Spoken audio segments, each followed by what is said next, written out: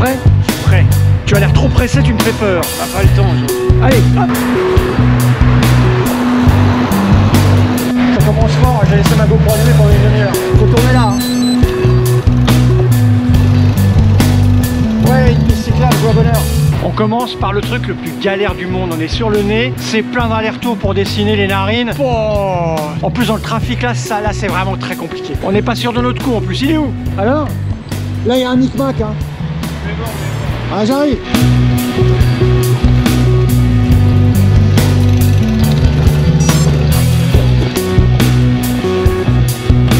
On n'arrête pas de perdre la trace, je sais pas ce qui se passe avec les satellites au-dessus de notre tête. Mais ça n'arrête pas de calculer, de recalculer. C'est là? Non, mais je fais confiance.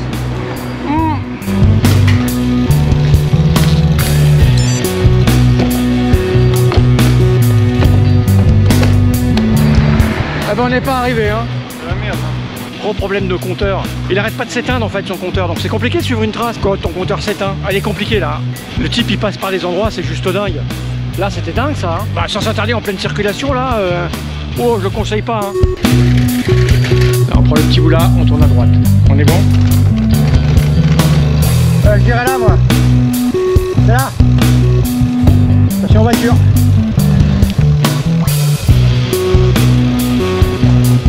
Non là on est perdu là.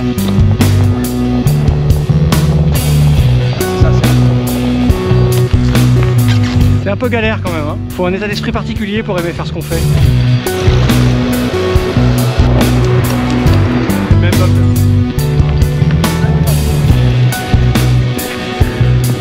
Forcément, on s'arrête pour faire des photos, hein. On va être à la bourre, mais c'est pas grave.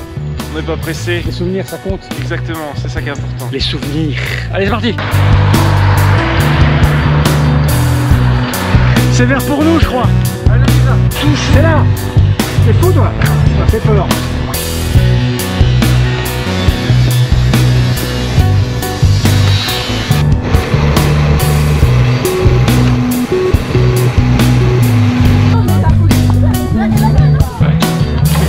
Ah oui, il commence à faire chaud là, il fait 8 degrés je dirais, on est parti, il faisait 3-4.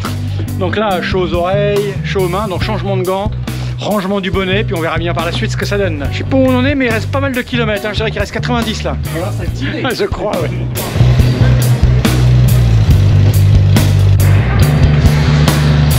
Il est presque midi, on est de retour dans le centre de Paris. Là, je pense qu'on a fait quasiment tout le bas du Rennes. Maintenant, on va aller faire les cornes, les bois.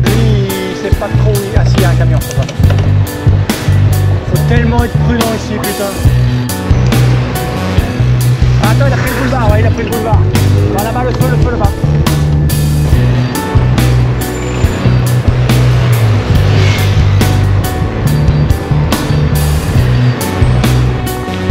Et ça va être la première à droite.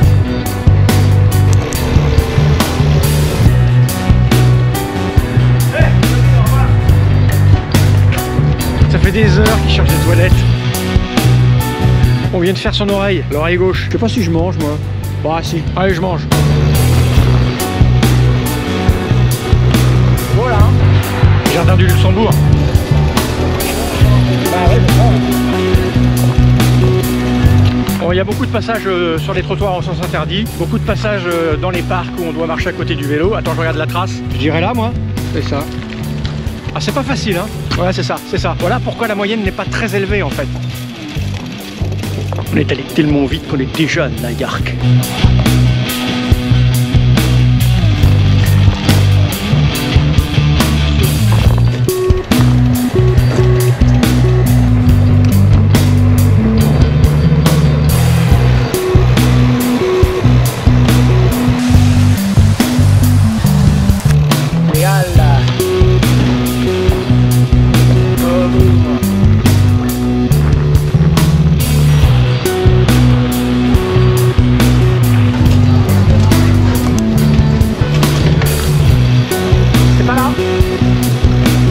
On n'est pas bon.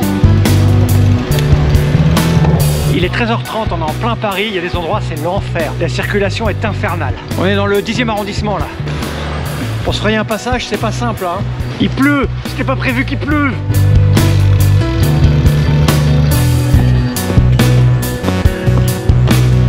C'est le canal. Ah ouais. Voilà, c'est infernal, hein. C'est que des sens interdits, tu es obligé de monter sur le trottoir, il y a des gens partout, donc tu roules avec le pied par terre, parce que ça se fait pas de rouler vite sur les trottoirs. Bref, c'est infernal. Et puis il pleut, ça c'était pas prévu, on me l'a pas vendu avec de la pluie. Montée de Belleville. Encore un parc à traverser à pied. Seine-Saint-Denis.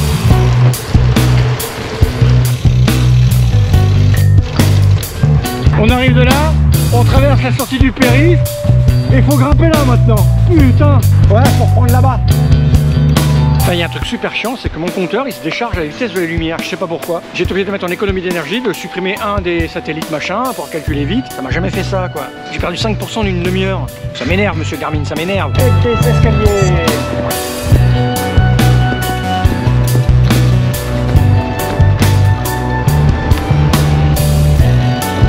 C'est l'enfer. Je pense que le parcours est pas orthodoxe, donc il arrête pas de calculer Garmin sans arrêt, sans arrêt, sans arrêt. Et ça consomme la batterie, ça tue tout quoi. On est bon? Tu cherches? Bah c'est à gauche là. Ah t'as tout perdu encore toi? Putain il a tout perdu encore. C'est à gauche, moi il me reste encore un peu.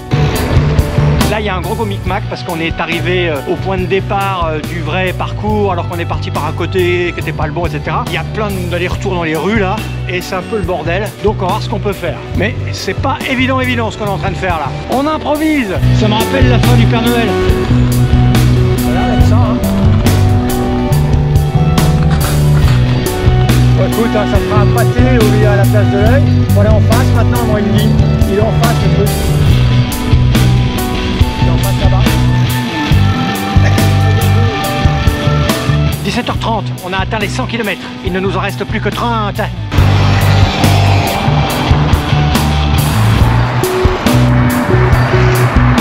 « 18h32, il pleut. C'est dur, mais ça vaut le coup quand même, c'est très agréable, l'air de rien. Mais attends, faire une photo là.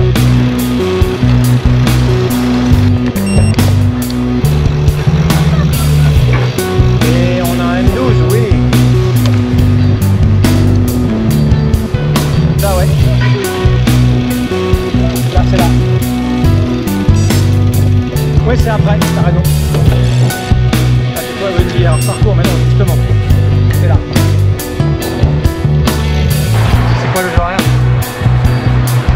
Bon, on se fait niquer, c'est fermé le passage là en fait. C'est trop tard. Lui il a dû commencer par là, c'est pour ça que c'était ouvert. Merde, faut qu'on trouve une ruse. Voilà, là on a tout. On n'a pas commencé là, mais on a tout je crois. On va se coller sur un coin, on va regarder. Mais c'est terminé normalement. Ils sont pas une joie à t'envahir. On va zoomer puis on va bien regarder. Bon, il nous en manque un tout petit bout. Et Hervé il a envie d'aller le chercher, il manque un bout d'écharpe. Il y a ma famille qui a fait des print screens sur Beacon, qui me suivent en live. Ouais, il manque le bout là, tu vas le retrouver? Oui, on va trouver ça. Ok, je te fais confiance. On est reparti. Ah, on est obligé de refaire exactement toute la trace qu'on a faite là pour aller repêcher les petits bouts qui nous manquent. Ah, on l'a loupé, hein, ça arrive, hein, enfin, avec les conneries de GPS qu'on a eues.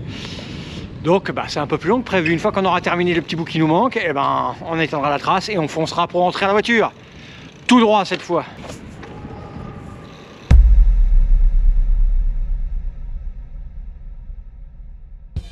On va commencer par rendre à Anthony ce qu'est à Hoyt. La trace n'est pas de nous, elle est d'Anthony Hoyt, dit le Picasso de Strava. Ce n'est pas la première d'Anthony. Nous avions fait l'année dernière son Père Noël. Ne me demandez pas comment Anthony fait pour préparer ses parcours, je ne me suis pas encore penché sur la question, mais cela ressemble à un énorme travail de préparation. Ce que je peux vous dire, c'est que c'est probablement aussi difficile à préparer qu'à réaliser. La difficulté n'est pas dans la condition physique, bien qu'il faille un certain entraînement pour pouvoir tenir plus de 9 heures sur sa selle, 13 heures si vous comptez tous les temps d'arrêt. Le plus difficile, c'est la concentration. Dans une ville comme Paris, vous êtes obligé d'être concentré sur la trace, bien évidemment, mais sur tous les autres usagers de la route. Les voitures, les bus, les camions, les cyclistes, les piétons et les allers-retours entre la carte et votre environnement demandent une attention vraiment particulière. À la fin de la journée, vous êtes claqué, défoncer. Bon, je dis pas non plus que c'est facile physiquement parce que si sur le coup on roule pas vite, vous avez vu la moyenne, 14 ou 15 km/h en ce qui nous concerne, le lendemain j'étais quand même pas mal courbaturé. Parce que vous ne faites que des relances, vous vous arrêtez au feu, vous réappuyez, vous vous arrêtez pour chercher où il faut aller, vous relancez, enfin bref, c'est assez compliqué. Et puis Paris n'est pas plat. Et nous n'avons pas pédalé que dans Paris, nous sommes allés aussi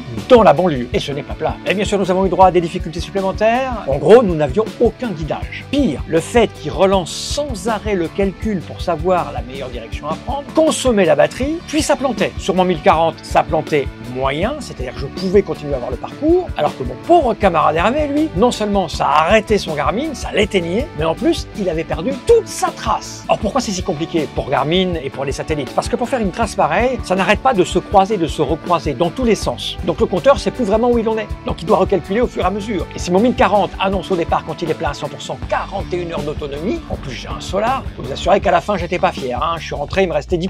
Mais bon, ces petits outils aussi changent la vie et nous proposent d'aborder le vélo sous un autre angle. C'est une expérience qui peut paraître étonnante, stupide, j'admets, mais c'est vraiment très plaisant. C'est une autre façon de faire du vélo, c'est une autre façon de découvrir les villes. Alors bien sûr, il existe des tas de dessins qui ne sont pas dans des villes, hein, là c'est particulier. Mais je dois avouer que personnellement, j'adore pédaler en ville. Et évidemment, ce n'est pas sans danger, mais j'ai remarqué que quand on fait des signes à tous les autres usagers, qu'on les remercie, que l'on prévient à l'avance, que l'on va tourner à droite ou à gauche, qu'on veut se glisser dans le trafic, qu'on a un sourire, qu'on n'est pas agressif, ça se passe très bien. Bref, c'est une autre pratique qui peut paraître idiote à un grand nombre de cyclistes. Je peux vous assurer que c'est un vrai kiff. Merci, monsieur Anthony Hoyt, pour ce parcours. La prochaine étape, pour mes camarades et moi, va être de créer notre propre dessin et notre paire de manches. Allez, à bientôt pour de nouvelles aventures. Enfin, peut-être.